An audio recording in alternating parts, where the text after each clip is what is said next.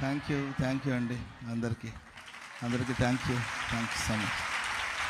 హల్లెలూయా. అనుకోకుండా ఈరోజు ఇలా కలిసి వచ్చింది మనకు. సో మీ అందరితో కలిసి దేవుని నామాన్ని మహింపరిచే భాగ్యాన్ని ప్రభు ప్రసాదించారు.